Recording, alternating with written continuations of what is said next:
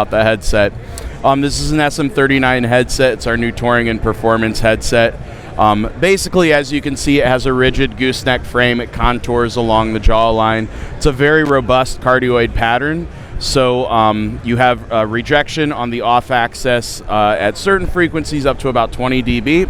So it's used primarily for onstage performance and all of that. But you can use it for speaking engagements. You can use it for a situation like this where you're speaking to a camera and you have some sort of pitch you have to do at a trade show at NAMM, for example. The thing that's really wonderful about this headset, it has the Beta 54 ear hooks. These ear hooks are malleable, they're twistable, so if you want to bend and shape to someone's head, you can do that.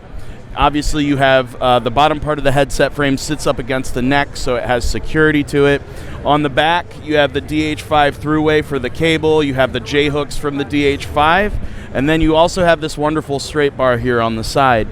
And with this microphone, as you can see, movement, you have to worry about it. It'll bounce around a little bit, but that's pretty common with most headsets. And then if you want to extend it, like if I wanted to extend this a little bit more past my mouth right here for a little bit more on axis. Whoop. Give me a second here. Just a little bit more on axis here. I'm using the indoor windscreen, and what this is for indoor environments like this. Obviously, it's very loud, but it basically helps in indoor environments with plosives and anything like that. And then if you have the outdoor windscreen you can put over it, it actually stops any wind noise coming from the back of the windscreen. So this is what it sounds like. This is how it sounds in my voice. It's very robust, very warm headset. So you don't have to worry about shrill high end. You don't have to worry about thin frequency response. It's made for belting and performing and talking very loud and doing all of these different types of things and singing and whatnot. So yeah. For noise reduction or noise isolation?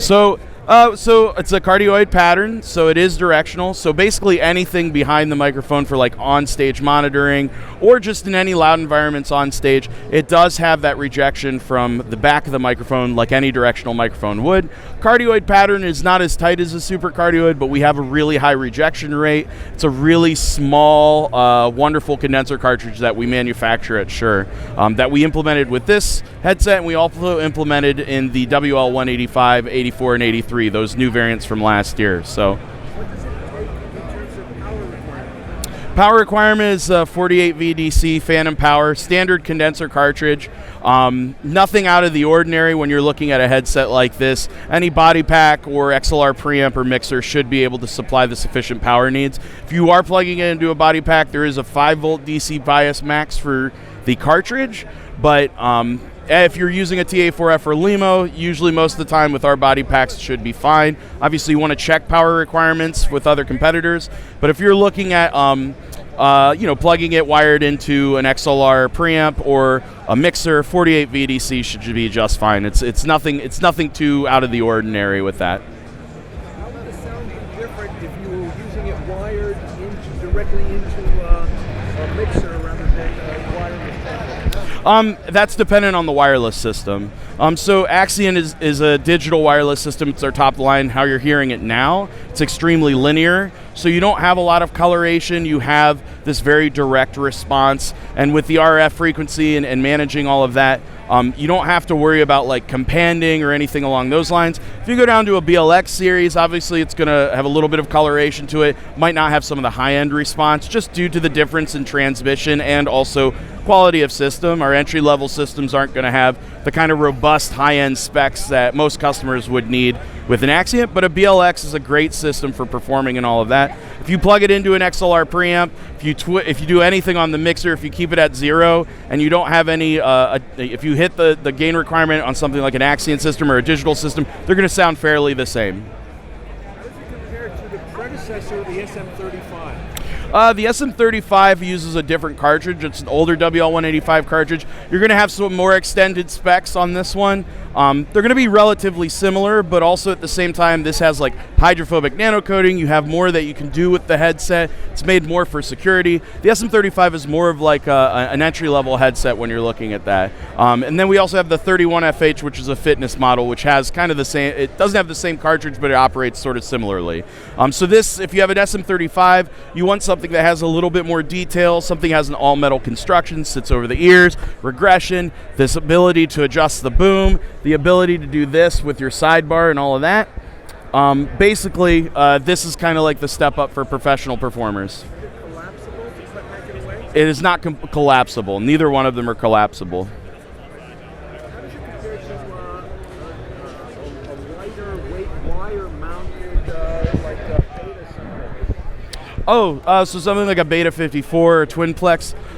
Pretty similar, when it comes to its response to a Beta. You're going to have different specifications. Once again, that goes into the nuance of a couple dB here, a couple dB here, a couple dB there. With Twinplex, that's our high-end, pretty much top-tier dual cartridge omnidirectional mic. It's a different pattern. It has a completely different use case. So it's more of how you're using it, and then you're going to have definitely a wider dynamic range, higher max SPL, that sort of stuff if you're getting into the Plex series, along with the Plex cable, which has additional quality robustness to that cable. That is primarily one of the main selling points on that. This is kind of your standard touring headset, using it on stage, needing to swing, and not having to worry about any sort of intrusion. How does it compare to that Beta in price? So this one is a little bit more pricier than the Beta. So this is at a $399 price point. I believe the Beta 54 is at a lower price point, if I'm not mistaken. Probably about like $60, $70, maybe even $100. I don't know off the top of my head. I apologize on that one, but it's definitely around that same area. Is there an external windscreen? Is what? Is there an outdoor windscreen? Yes, so there's an outdoor windscreen, and this is the indoor windscreen. And then you also have a collar clip as well, and that's the only thing that you get with this headset, with the accessories. Is this something that referees and umpires could wear? Possibly. It just depends on the use case. This would be more of like, referees and umpires are usually going to have some sort of concealed lavalier in most cases. But if you're looking at like people who are talking in broadcast, or if you're having any sort of speaking situation, you can easily use. I'm doing it right now. Like, it can handle the SPLs. It's made for touring and performance, but if you just need it for a speaking engagement, it's tailored to the human voice. It has a little bit of a higher end shelf, and it's made for speaking or performance if you really want to use it in that way. If you wanted to use it wired, what would the accessory be? So the accessory that you would need for this, if you have a TQG, which is the Shure termination for wireless, you need an RPM 400 TQG. It's $105. What that'll do is it'll adapt the TA4 connector to an XLR. You can disconnect it, so you don't have to rewire or reterm. So you always have the opportunity to have a wired headset or a wireless headset. So you don't have to have one single thing in the line. You have a detachable preamp. It's at unity gain. It's really clean, and it's made for all of our headsets and lavaliers.